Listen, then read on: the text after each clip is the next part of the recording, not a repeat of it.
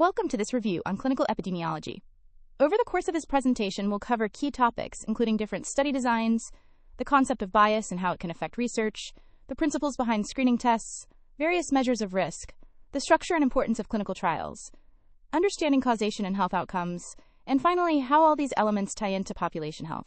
This review is designed to reinforce your knowledge and prepare you with practice questions, helping you to apply these concepts confidently in clinical settings.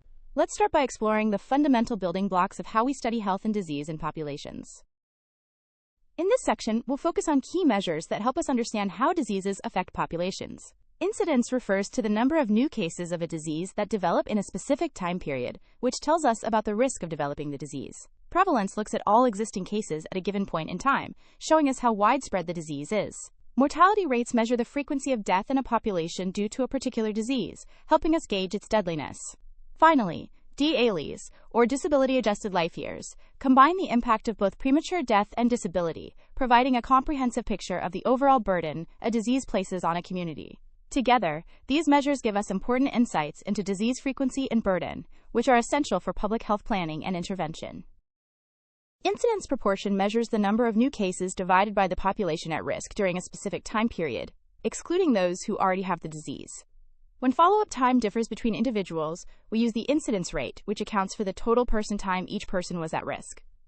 Prevalence, on the other hand, includes all existing cases, both new and old, divided by the total population at a single point in time. A key relationship to remember is that prevalence is roughly equal to the incidence multiplied by the average duration of the disease. Prevalence increases when incidence rises, when people live longer with the disease without a cure, or when more cases move into the population, or healthy people leave. Conversely, prevalence decreases with effective cures, higher disease-specific death rates, healthy people moving in, or successful prevention efforts. Understanding these differences helps us accurately describe and interpret disease patterns in populations.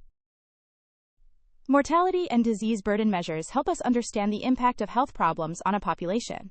The crude mortality rate is simply the total number of deaths divided by the total population, giving an overall sense of how many people die in a group. When we focus on a specific cause, the cause-specific mortality rate looks at deaths from that particular cause divided by the total population. The case fatality rate tells us how severe a disease is by showing the proportion of people with the disease who die from it. Proportional mortality rate gives us the share of all deaths that come from one cause, showing its relative importance among all causes of death. DALYs, or disability-adjusted life years, combine the years of life lost due to premature death with the years lived with disability, adjusted by how severe that disability is. The years lived with disability, or YLD, is calculated by multiplying the time spent with a disability by a weight that reflects the disability's impact on quality of life. Together, these measures provide a comprehensive picture of both mortality and the burden of disease in a population. We have a cohort of 1,000 patients with chronic kidney disease, and at the start, 4% of them are already dependent on dialysis. This means those patients are not at risk of becoming newly dependent, since they already are. Over the following 5 years, 96 additional patients become dialysis dependent. To calculate the incidence proportion, which is the number of new cases divided by the population at risk during the period, we first exclude the 4% who were dependent at baseline. That leaves us with 960 patients at risk. Dividing the 96 new cases by these 960 at-risk individuals gives us an incidence proportion of 0.1 or 10% over 5 years. So the correct answer here is 10%. To find the correct incidence proportion, we first exclude those already on dialysis at baseline, which is 4% or 40 patients from the original 1,000. This leaves us with 960 patients who are truly at risk. Since 96 new cases develop dialysis dependence during the follow-up, we divide 96 by 960, resulting in an incidence proportion of 10%. The common mistake some make is to use the entire cohort of 1,000 as the denominator, which gives 9.6%. But that includes patients who are already dialysis dependent and therefore not at risk. Other answer choices arise from using incorrect numerators or denominators. Remember, incidence proportion must be calculated as new cases divided by the population at risk, excluding any existing cases at the start of the study. When a curative gene therapy is introduced for a rare hereditary metabolic disease and widely adopted, the number of new cases diagnosed each year, or the incidence, remains the same because the therapy doesn't prevent new people from developing the disease. However, because most treated patients are cured and no longer carry the disease, the overall number of people living with the disease at any given time, which is the prevalence, will decrease. This happens because prevalence reflects both new cases and how long people have the disease. Since cured patients no longer count as having the disease, fewer individuals remain affected in the population, even though new cases continue to occur at the same rate. Therefore, the most likely effect is a decrease in prevalence, while incidence stays unchanged. Mortality data isn't necessary to determine this because the key factor is the successful cure reducing the number of existing cases. Prevalence depends on both how often new cases occur and how long people have the disease. Since prevalence is roughly the incidence multiplied by the average duration of the disease, if we cure patients, we shorten the disease duration, which leads to a decrease in prevalence. In this scenario, the incidence remains the same, so the drop in prevalence is entirely due to patients being cured faster. On the other hand, if a treatment prolongs survival without curing the disease, prevalence actually goes up, because more people live longer with the condition. So understanding changes in prevalence means looking at both new cases and how long people live with the disease. To estimate the total disability-adjusted life years, or DALYs, for this woman, we need to combine two components: years of life lost due to premature death and years lived with disability. She is expected to live 15 more years with a moderate disability, which has a weight of 0.3, meaning she experiences 30% disability during that time. We calculate the years lived with disability by multiplying the 15 years by the disability weight, giving us 4.5 years. Then, we add the years of life lost due to her reduced life expectancy, which is 8 years. Adding these together, her total DALYs equal 12.5 years, reflecting both the impact of her shortened lifespan and the burden of living with disability. To calculate the disability-adjusted life years, or DALYs, we combine two components: years of life lost, or YLL, and years lived with disability, or YLD. In this case, the woman's life expectancy is reduced by 8 years, which gives us the YLL. For YLD, we multiply the number of years she is expected to live with the disease, which is 15 years, by the disability weight of 0.3, resulting in 4.5 years. Adding these together, 8 plus 4.5 gives us a total of 12.5 DALYs. This measure helps quantify the overall burden of disease by capturing both premature mortality and the impact of living with disability. When we talk about patterns of disease occurrence, we refer to how diseases appear and spread within populations over time and space. A sporadic disease occurs infrequently and irregularly, with cases scattered and unpredictable. Endemic diseases are consistently present in a population or region at a steady level, like the common cold in many places. Hyperendemic diseases are endemic but with persistently high levels of occurrence, often affecting all age groups equally. An epidemic happens when the number of cases of a disease exceeds what is normally expected in a community or region, indicating a sudden increase. Finally, a pandemic is an epidemic that has spread across multiple countries or continents, affecting a large number of people globally. Understanding these patterns helps us anticipate and respond appropriately to public health challenges. Disease patterns help us understand how illnesses appear and spread within populations. Sporadic cases happen irregularly and without any predictable pattern. When a disease is endemic, it means it is constantly present at a baseline level in a specific area or population. Hyperendemic refers to consistently high levels of disease that stay above this usual baseline, but without sudden spikes. An epidemic, or outbreak, occurs when there is a sudden rise in cases clearly above what is normally expected. Finally, a pandemic is an epidemic that is spread across multiple countries or even continents, affecting a much larger population. These distinctions are important for public health strategies and help us respond appropriately depending on how a disease is behaving in a community.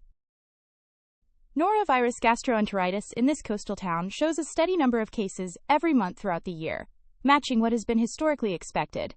This consistent presence at a baseline level means the disease is always around but doesn't suddenly spike or disappear. Because of this, the best way to describe the pattern is endemic, which refers to a disease that is constantly present within a specific population or area at a predictable rate. This differs from epidemic or pandemic patterns, where cases rise sharply in a short time, or sporadic cases that happen irregularly without any clear pattern. Hyperendemic would imply a persistently high level, which isn't the case here. So, the stable ongoing occurrence fits the definition of endemic disease occurrence. The correct answer here is D, endemic. When a disease is described as endemic, it means it is consistently present at its usual baseline level within a population, without any sudden increases. This differs from an epidemic or outbreak, which requires a noticeable rise above the expected baseline, something we don't see in this case. Hyperendemic refers to persistently high levels of disease, above the normal baseline, which also doesn't apply here. Sporadic cases occur irregularly and infrequently, so they wouldn't show a steady pattern over time like this. Finally, A pandemic involves the spread of disease across multiple countries or continents, which is not the situation described. So the pattern of a steady, expected number of cases each month fits the definition of an endemic disease. Now, let's look at different types of study designs commonly used in epidemiology. Cross-sectional studies examine data from a population at one specific point in time, helping us understand the prevalence of disease or risk factors. Case control studies compare people with a disease, cases, to those without it, controls, looking back to identify potential causes. Cohort studies follow groups over time to see how exposures affect outcomes, which can be prospective or retrospective. Ecological studies analyze data at the group or population level, rather than individuals, useful for generating hypotheses but limited by potential ecological fallacy. Finally, randomized controlled trials, or RCTs, are experimental studies where participants are randomly assigned to receive an intervention or a control, considered the gold standard for establishing cause and effect. Each design has strengths and limitations, so choosing the right one depends on the research question and practical considerations. Let's review the main study designs and what makes each one unique. A case report or series focuses on detailed descriptions of one or a few patients and is mainly useful for generating hypotheses. Cross-sectional studies measure both exposure and outcome at the same time, providing a snapshot that helps determine prevalence. Case control studies start with groups defined by outcome, cases versus controls, and look back to assess exposure, which is especially helpful for studying rare diseases and calculating odds ratios. Cohort studies begin with exposure status and follow participants forward to observe outcomes, allowing us to estimate relative risk and incidence. Ecological studies analyze data at the group or population level rather than individual data, but they carry the risk of ecological fallacy since associations at the group level may not hold true for individuals. Finally, randomized controlled trials, or RCTs, involve the investigator randomly assigning participants to exposures or interventions, making them the strongest design for establishing causation. Understanding these differences helps us choose the right approach depending on the research question and the type of evidence needed. In this study, researchers are looking to see if exposure to a specific herbicide is linked to non-Hodgkin lymphoma. They start by identifying two groups: 150 patients who have been recently diagnosed with the disease, and 150 patients without lymphoma, matched by age and sex from the same clinics. Both groups are then interviewed about their past exposure to the herbicide. This approach is characteristic of a case control study, where individuals with the disease, cases, are compared to those without it, controls, to look back and assess previous exposures or risk factors. It's different from cohort studies, which follow groups over time to see who develops the disease, and from cross-sectional studies, which assess exposure and disease status at a single point in time. This method is useful for studying rare diseases or those with a long latency period, making case control the correct design here. In this example, subjects are chosen based on whether they have the outcome of interest, which is lymphoma, or not. The researchers then look back to see if there was exposure to the herbicide. This approach is known as a case control study. In contrast, cohort studies start by selecting people based on their exposure status, and then follow them forward to see if they develop the outcome. Cross-sectional studies measure exposure and outcome at the same time, without selecting participants based on disease status. Ecological studies differ by using data collected at the group or population level, rather than individual data. So since the study identified patients based on disease status and then looked backward to assess exposure, the correct design here is a case control study. In this study, investigators randomly select 5,000 adults from across the country and collect information during a single visit, measuring their body mass index and asking about their current soda consumption. The goal is to see if there's a connection between higher soda intake and a higher rate of obesity at that specific point in time. Since the data on exposure and outcome are gathered simultaneously, this design captures a snapshot of the population's health and behaviors right then and there. This makes it a cross-sectional study, which is useful for assessing prevalence and associations at one moment, but it doesn't establish cause and effect over time like cohort or randomized controlled trials would. So among the options given, the best fit is a cross-sectional study. In this case, the study design is cross-sectional because both the exposure, which is soda intake, and the outcome, obesity, are measured at the same single point in time. This means there is no follow-up period to observe changes over time, which rules out cohort studies that track participants over a period. Additionally, since there is no random assignment of participants to different groups or interventions, it cannot be a randomized controlled trial. Finally, because the subjects were not selected based on whether or not they have the disease, this excludes the possibility of a case control study. So the key feature here is that both exposure and outcome are assessed simultaneously, which defines a cross-sectional study. In this section, we focus on some key challenges that can affect the validity of research findings: bias and confounding. Selection bias occurs when the participants included in a study are not representative of the larger population, which can distort the results. Information bias happens when there are errors in how data on exposures or outcomes are collected, leading to inaccurate conclusions. Confounding arises when an outside factor is related to both the exposure and the outcome, potentially misleading us about the true relationship between them. Lastly, effect modification refers to situations where the effect of the main exposure on the outcome differs depending on the level of another variable. Understanding these concepts helps us critically evaluate studies and interpret their results more accurately. Selection bias happens when the groups being compared differ in ways related to how participants were chosen or enrolled, which can distort the results. A common example is Bergson's bias, where cases and controls selected from hospitals don't represent the general population accurately. Another form is non-response or attrition bias, which occurs when people who drop out or don't respond differ systematically from those who stay in the study. Information bias, on the other hand, arises when data is collected or recorded incorrectly. This includes recall bias, where people with a condition remember or report past exposures differently than those without it, often more thoroughly. Observer or detection bias happens when the researcher's expectations influence how data is gathered or classified. Screening tests can also introduce biases that make them seem more effective than they really are. Lead time bias gives the illusion of longer survival by diagnosing disease earlier without actually extending life. Length time bias occurs because screening is more likely to detect slower progressing diseases that have a better prognosis. Overdiagnosis bias happens when screening finds diseases that would never have caused harm during the patient's lifetime. Understanding these biases is key to interpreting study results accurately. A confounding variable is one that is linked to both the exposure and the outcome, but is not part of the causal pathway. Because of this, it can distort the true relationship between the exposure and outcome. To handle confounding, we can use methods like randomization, restriction, matching, stratification, or multivariable adjustment, which help isolate the effect of the exposure. On the other hand, effect modification occurs when the exposure actually has a different effect depending on a third variable. This is not a bias or error, but a real biological difference that should be reported separately, often by stratifying the results, rather than adjusting it away. Understanding this distinction is important because confounding can mislead us about the true association, while effect modification reveals meaningful variations in how the exposure works in different groups. This situation describes recall bias, which happens when one group remembers or reports past exposures differently than another group.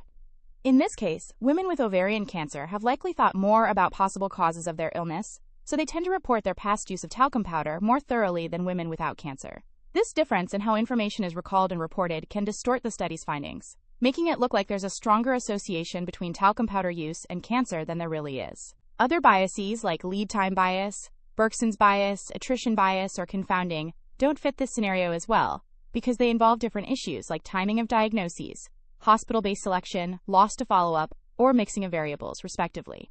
So the best answer here is recall bias.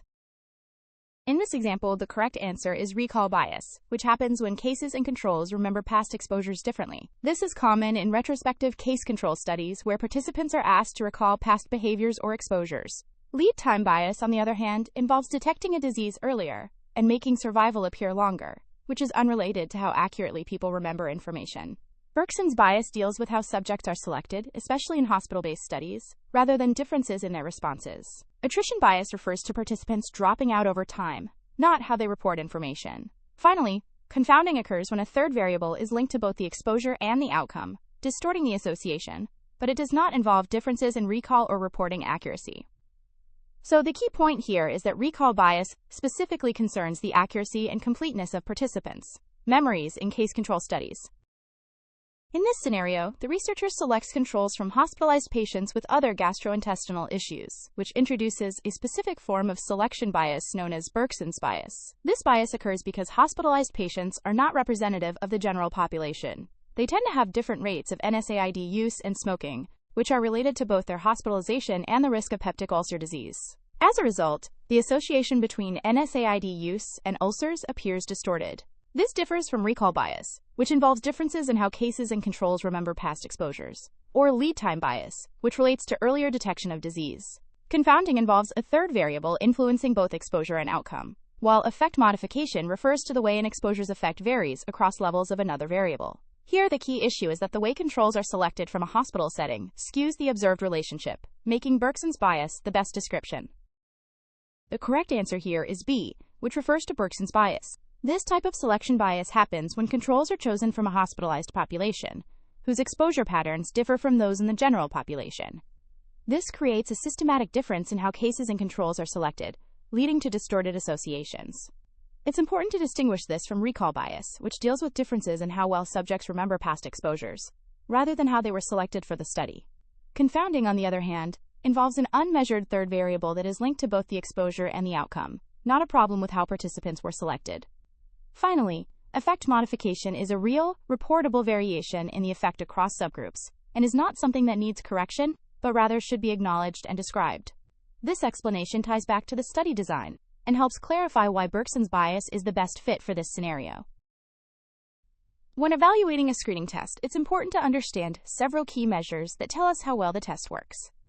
Sensitivity refers to the test's ability to correctly identify those who have the disease, meaning it catches true positives. Specificity, on the other hand, is about correctly identifying those who do not have the disease, so it finds true negatives. Predictive values help us interpret what a positive or negative test result means in real-world terms.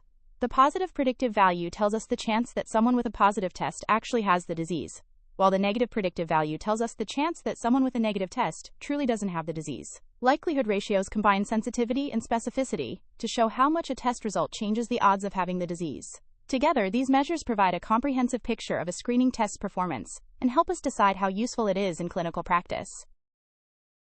Let's review some key concepts related to test performance using a 2x2 table. Sensitivity measures how well a test identifies true positives, calculated as true positives divided by the sum of true positives and false negatives. A highly sensitive test helps rule out disease when the result is negative, often remembered by the phrase SNN out. Specificity measures how well a test identifies true negatives, calculated as true negatives divided by the sum of true negatives and false positives. A highly specific test helps rule in disease when the result is positive, captured by the phrase SPPIN. Positive predictive value, or PPV, is the proportion of positive test results that are true positives, but it varies depending on disease prevalence. Similarly, negative predictive value, or NPV, is the proportion of negative test results that are true negatives, and it also changes with prevalence.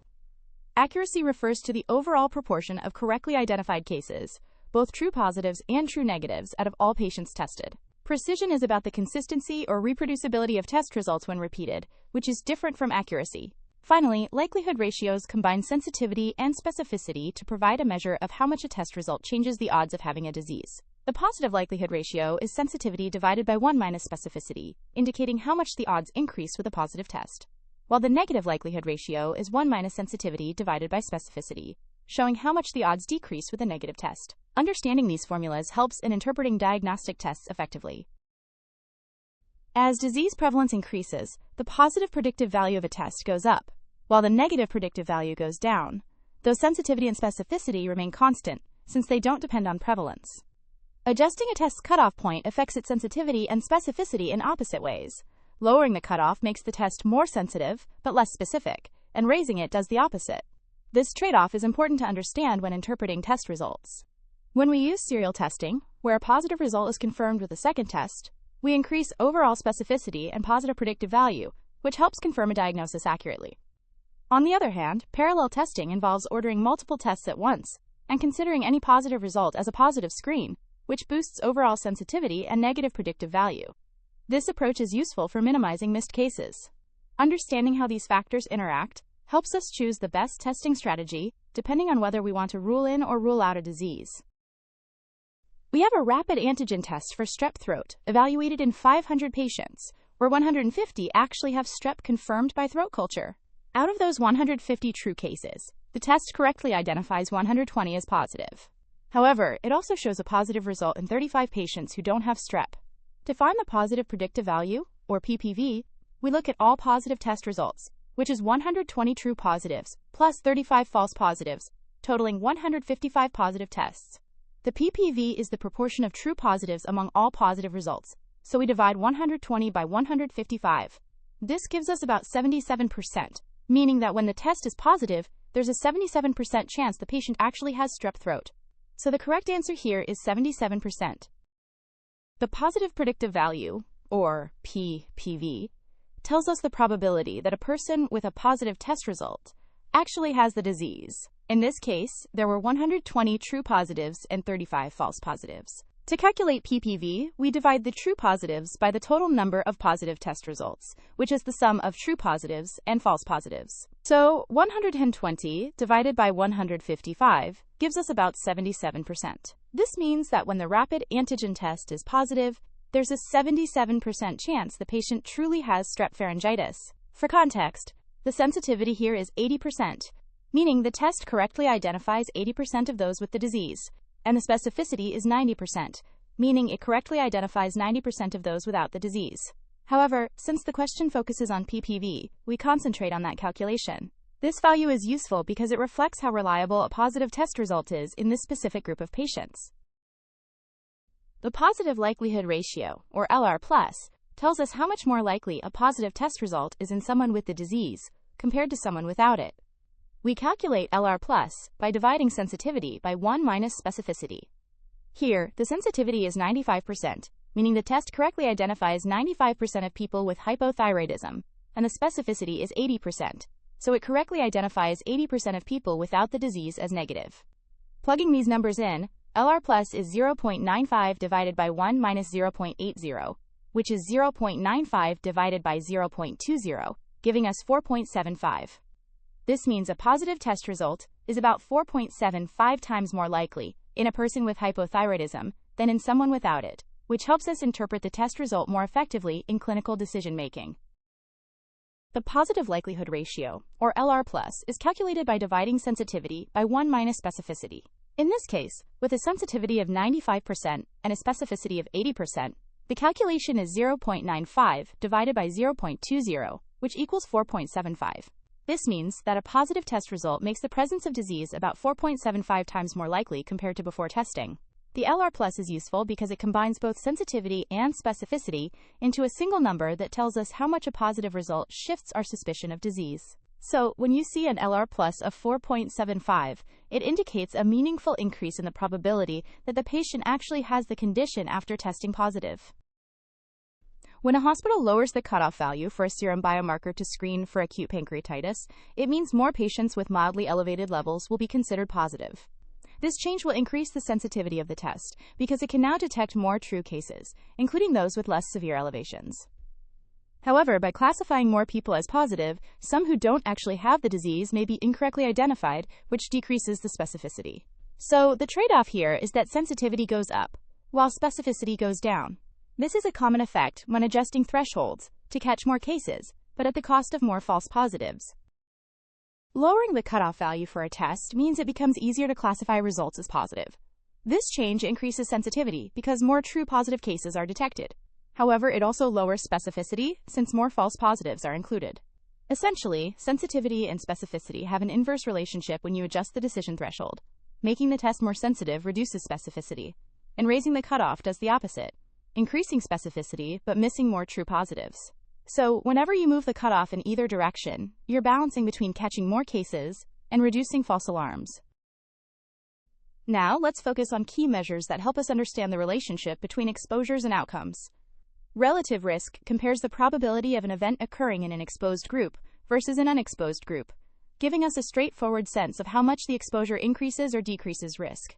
The odds ratio, often used in case control studies, compares the odds of an outcome in the presence of an exposure to the odds without it.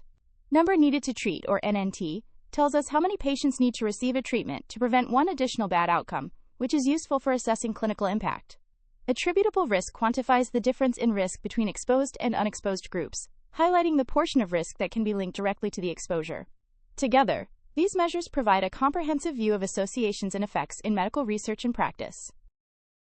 Relative risk is calculated by dividing the incidence of an outcome in the exposed group by the incidence in the unexposed group, which is commonly used in cohort studies or randomized controlled trials. The odds ratio, often used in case control studies, is calculated by multiplying the number of exposed cases by unexposed controls and dividing by the product of exposed controls and unexposed cases. It approximates relative risk when the condition is rare. Absolute risk reduction shows the difference in incidence between the control group and the treatment group, giving a direct measure of how much risk is reduced by the intervention. Relative risk reduction expresses this difference relative to the control group's incidence, or simply 1 minus the relative risk. The number needed to treat is the inverse of absolute risk reduction, indicating how many patients need treatment to prevent one additional adverse event, while the number needed to harm is similarly calculated using the absolute risk increase from harmful effects. Finally, attributable risk represents the excess risk in the exposed group compared to the unexposed group, highlighting the additional risk directly linked to the exposure. Understanding these formulas helps clarify the strength and impact of associations in clinical studies. In this trial, we have 500 patients taking the statin and 500 on placebo. Over 5 years, 50 patients in the statin group and 100 in the placebo group experience a myocardial infarction or heart attack. To find the number needed to treat, or NNT, we first calculate the absolute risk reduction. The event rate in the statin group is 50 out of 500, which is 10%, and in the placebo group, it's 100 out of 500, or 20%. The difference between these rates is 10%, meaning the statin reduces the risk of MI by 10 percentage points. The NNT is the inverse of this absolute risk reduction, so 1 divided by 0.10, which equals 10. This means you need to treat 10 patients with the statin over 5 years to prevent one myocardial infarction. This measure helps us understand the practical benefit of the treatment in a clinical setting. Here, we calculate the number needed to treat, or NNT, based on the outcomes of the statin trial. First, we find the risk in each group by dividing the number of patients with events by the total patients in that group. For the statin group, that's 50 out of 500, which equals 10%. For the placebo group, it's 100 out of 500, or 20%. The absolute risk reduction, or ARR, is the difference between these two risks, so 20% minus 10%, giving us 10%. To get the NNT, we take the reciprocal of the ARR, which means dividing 1 by 0.10, resulting in an NNT of 10. This tells us that we need to treat 10 patients with the statin over 5 years to prevent one additional event compared to placebo. This measure helps us understand the practical impact of the treatment in a clinical setting. In this case-control study, we have 120 patients with pancreatic cancer and 480 cancer-free controls. Among the cases, 40 report heavy, chronic alcohol use, while 60 of the controls have the same history. To calculate the odds ratio, we first find the odds of exposure among cases, which is 40 divided by 80, the 120 cases minus the 40 exposed, giving us 0.5. Then, we find the odds of exposure among controls, which is 60 divided by 420, the 480 controls minus the 60 exposed, approximately 0.143. Dividing the odds in cases by the odds in controls, 0.5 divided by 0.143, gives us about 3.5. This means the odds of heavy alcohol use are 3.5 times higher in those with pancreatic cancer compared to those without, suggesting a strong association between heavy alcohol use and pancreatic cancer in this study. Here, we calculate the odds ratio to measure the association between heavy alcohol use and pancreatic cancer in a case-control study. We have 40 cases who were exposed to heavy alcohol use and 80 cases who were not, along with 60 controls who were exposed and 420 controls who were not. Using the formula, we multiply the number of exposed cases by the number of unexposed controls, which is 40 times 420, and then divide that by the product of unexposed cases and exposed controls, which is 80 times 60. This gives us 16,800 divided by 4,800, resulting in an odds ratio of 3.5. This means that patients with pancreatic cancer had 3.5 times the odds of reporting heavy alcohol use compared to the controls without cancer.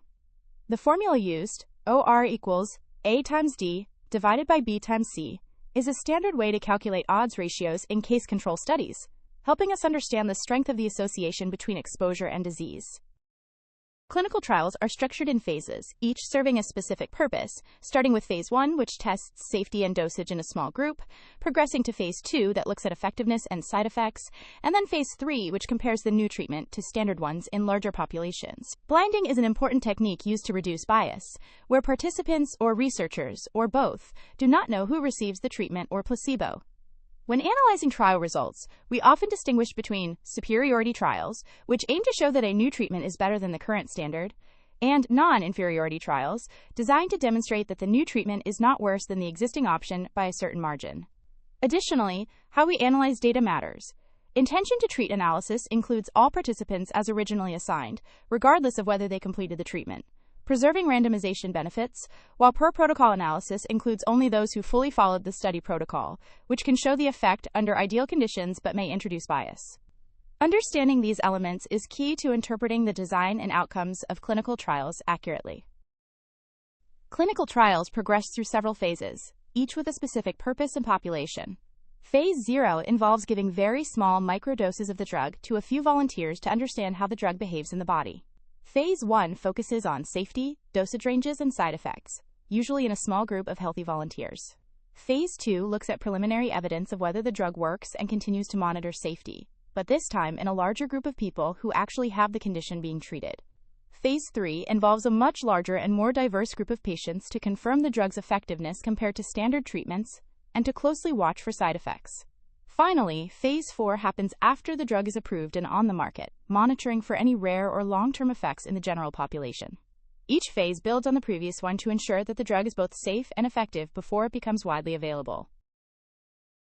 Blinding in trials can vary from open-label, where everyone knows the treatment assignments, to single-blind, where only the investigators know but participants do not, and double-blind, where neither participants nor investigators are aware of the assignments, helping to reduce bias. When it comes to trial design, a parallel design means each group gets one treatment throughout the study, while a crossover design allows each patient to receive both treatments in sequence, acting as their own control, which can improve comparison accuracy. Trials can aim to show that a new treatment is superior to the current standard, or in non-inferiority trials, that it is not meaningfully worse, while equivalence trials seek to demonstrate that treatments have roughly the same effect. For analysis, intention to treat includes all patients based on their original randomized groups, regardless of whether they completed or adhered to the treatment, preserving the benefits of randomization and reflecting real-world conditions. Per-protocol analysis includes only those who completed the treatment as planned, and as-treated analysis groups patients by the treatment they actually received, which can offer different insights into efficacy and safety. Understanding these concepts helps interpret clinical trial results more accurately. This situation describes monitoring a new drug that's already approved and being used widely in routine practice, with researchers tracking a large group of patients across multiple countries to find rare side effects that didn't show up in earlier studies. This kind of study fits best with Phase 4 of clinical trials, which happens after a drug is on the market. Phase 4 focuses on long-term safety and effectiveness in the general population, looking for uncommon adverse events that smaller, earlier trials might have missed. The other phases, like Phase 1 through 3, occur before approval and focus on initial safety, dosing, and efficacy, while preclinical studies are done in the lab or animals before any human testing. So tracking thousands of patients after approval to gather real-world safety data is characteristic of Phase 4 trials. Phase 4 refers to the stage after a drug has been approved and is available on the market. This phase involves monitoring the drug in a large, real-world population to identify any rare or long-term side effects that might not have been evident during earlier phases. Unlike Phases 0 through 3, which all take place before a drug is licensed, Phase 4 studies are the only ones conducted in the general public after approval. This ongoing surveillance helps ensure the drug's safety and effectiveness when used in everyday medical practice. This approach is called intention-to-treat analysis. In this method, patients are analyzed based on the group they were originally assigned to, regardless of whether they followed the treatment protocol or switched treatments during the study. This helps preserve the benefits of randomization and provides a more realistic estimate of how the treatments perform in practice, including issues like non-adherence or switching. It differs from per-protocol analysis, which only includes patients who fully followed the study plan, and as-treated analysis, which groups patients based on the treatment they actually received. Intention to treat is especially important for maintaining the validity of randomized trials. Intention to treat analysis means that patients are analyzed based on the group they were originally assigned to when the trial started, no matter if they actually followed the treatment or switched to a different one. This approach keeps the advantages of randomization intact and better represents what happens in real life, where not everyone sticks perfectly to their treatment plan. On the other hand, per-protocol and as-treated analyses sort patients based on whether they followed the treatment or what they actually received, which can lead to bias because it breaks the initial random assignment. So intention to treat is generally preferred for preserving the validity of the trial results. When trying to determine if one factor actually causes another, we use a set of guidelines known as the Bradford-Hill criteria. These criteria help us move beyond simple associations and assess whether a relationship might be causal. They include aspects like strength of the association, consistency across different studies, specificity to a particular outcome, temporality to ensure the cause precedes the effect, and biological plausibility, which considers whether the relationship makes sense scientifically. Other criteria look at dose-response relationships, experimental evidence, coherence with existing knowledge, and analogy to similar established causes. Applying these helps researchers make more confident judgments about causality, especially in complex health and clinical research settings. The Bradford-Hill criteria help us determine whether an observed association is likely to be causal. First, strength of association means that a larger relative risk or odds ratio increases the likelihood that the connection is real.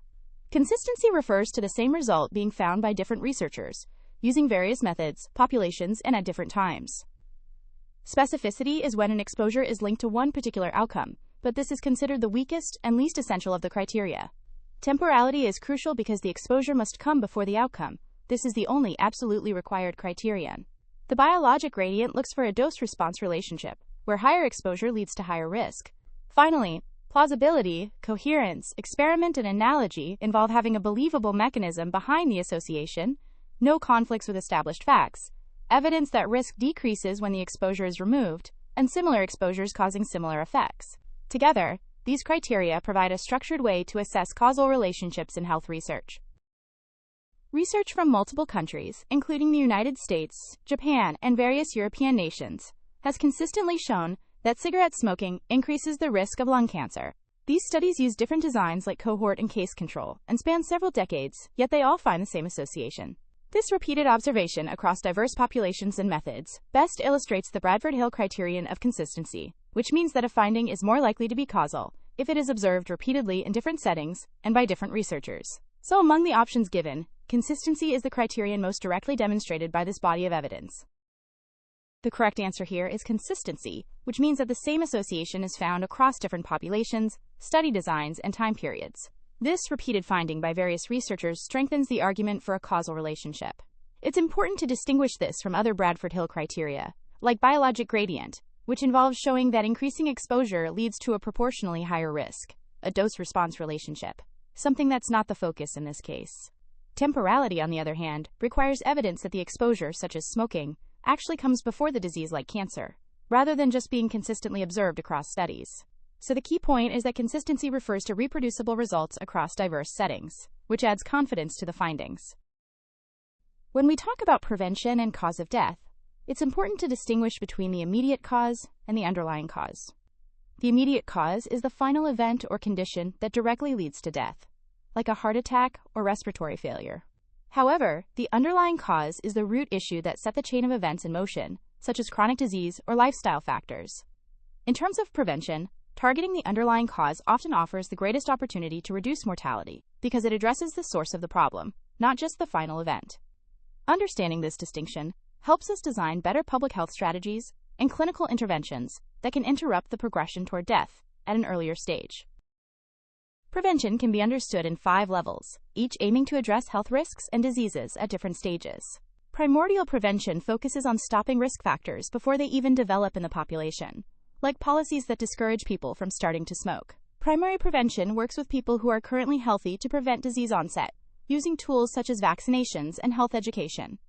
Secondary prevention aims to catch diseases early before symptoms appear through screening tests. Tertiary prevention is about managing established diseases to reduce complications and disability, which includes rehabilitation and ongoing disease management. Finally, quaternary prevention seeks to protect patients from unnecessary or excessive medical interventions, avoiding overtreatment that can cause harm.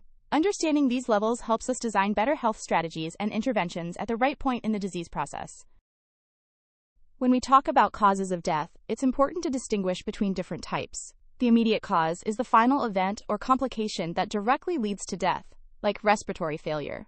The underlying cause, on the other hand, is the original disease or injury that set off the chain of events leading to that immediate cause. For example, metastatic cancer causing respiratory failure. Then there are contributory causes, which are other conditions that may have played a role in the person's decline but weren't directly part of the causal chain causing death. Understanding these distinctions helps clarify how different factors interact in mortality and is essential when considering prevention strategies or analyzing health data. In this scenario, a 60-year-old woman undergoes a screening colonoscopy, which detects a precancerous polyp that is removed before it can develop into cancer. This is an example of secondary prevention. Secondary prevention focuses on early detection and intervention to stop a disease from progressing or becoming more severe. Unlike primary prevention, which aims to prevent disease onset by addressing risk factors, secondary prevention identifies conditions early, often through screening tests, and treats them promptly. Primordial prevention involves preventing the emergence of risk factors in the first place. Tertiary prevention deals with managing established disease to reduce complications, and quaternary prevention aims to avoid unnecessary medical interventions. Here, the colonoscopy acts as a screening tool that finds and removes a lesion before cancer develops, fitting squarely within secondary prevention.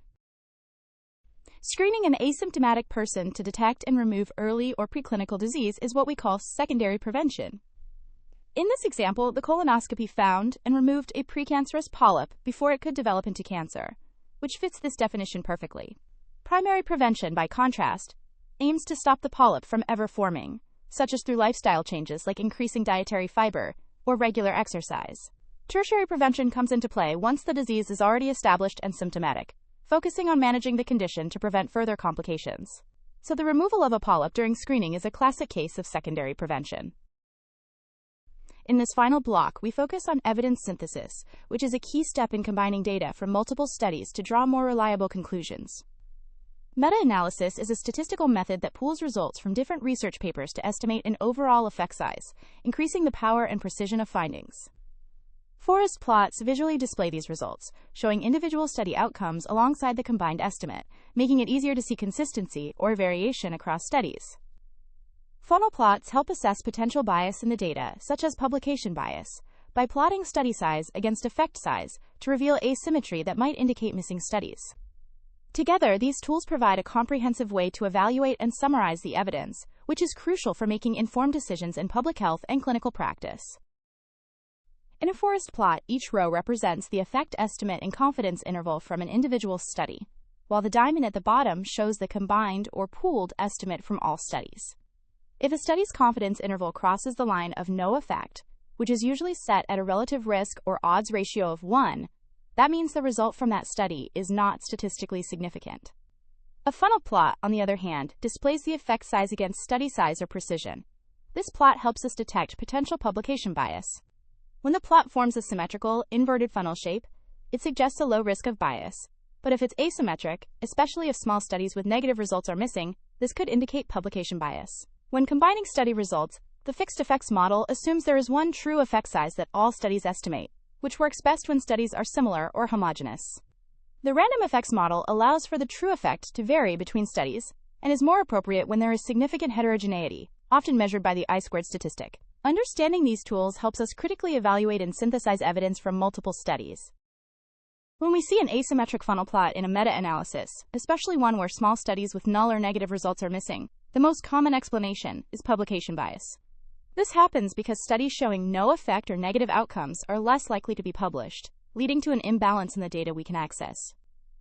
Other factors like high statistical heterogeneity or the choice of a fixed effects model can affect the analysis but don't typically cause this specific pattern of missing small negative studies. Proper randomization and low risk of confounding are important for study quality, but they don't explain funnel plot asymmetry.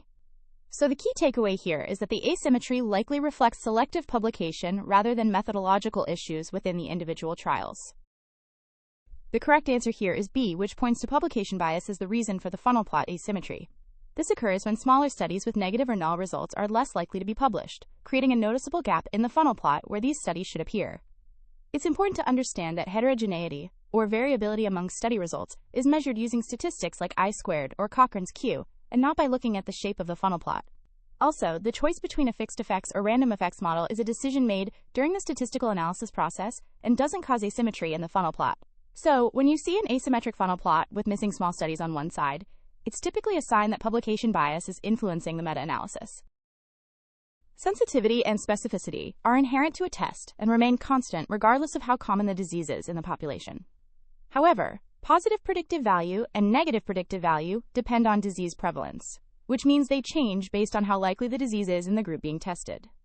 Sensitivity is calculated by dividing true positives by the sum of true positives and false negatives, showing how well a test identifies those with the disease. Specificity is true negatives divided by the sum of true negatives and false positives, indicating how well a test identifies those without the disease. Positive predictive value is the proportion of true positives out of all positive test results, while negative predictive value is the proportion of true negatives out of all negative test results. Likelihood ratios combine sensitivity and specificity to tell us how much a test result changes the odds of having a disease. Relative risk compares the incidence of disease in an exposed group to an unexposed group, and the odds ratio compares the odds of exposure among cases to controls. Absolute risk reduction is the difference in incidence between control and treatment groups, and relative risk reduction is that difference divided by the control incidence. Number needed to treat is the inverse of absolute risk reduction. showing how many patients need treatment to prevent one adverse event. Finally, attributable risk measures the difference in incidence between exposed and unexposed groups, indicating the risk directly linked to the exposure. Understanding these formulas helps interpret test results and study outcomes accurately. When we think about disease burden, it's important to understand how cure and survival affect prevalence. If a disease is cured quickly, the duration of illness shortens, which lowers the prevalence in the population. On the other hand, if people live longer with the disease without being cured, prevalence goes up because more people are living with the condition at any given time. To measure these concepts, we use several formulas. Incidence proportion is calculated by dividing new cases by the population at risk, while incidence rate accounts for the amount of time each person is at risk, dividing new cases by person time at risk. Prevalence is simply all existing cases divided by the total population, and it roughly equals incidence multiplied by the duration of the disease. When looking at overall disease burden, DALYs or disability-adjusted life years combine years of life lost due to premature death, YLL, and years lived with disability, YLD. For mortality measures, the case fatality rate is the number of deaths from the disease divided by the number of people who have it, and the proportional mortality rate reflects deaths from a specific cause divided by all deaths in the population. These formulas help us quantify and understand the dynamics of disease in populations in a clear, consistent way. Wishing you the best of luck on your exam. Remember to stay calm, manage your time well, and trust your knowledge. You've reviewed important concepts like forest plots, funnel plots, publication bias, and key formulas for test characteristics and disease frequency, so you're well prepared. Keep focused and approach each question methodically. You've got this.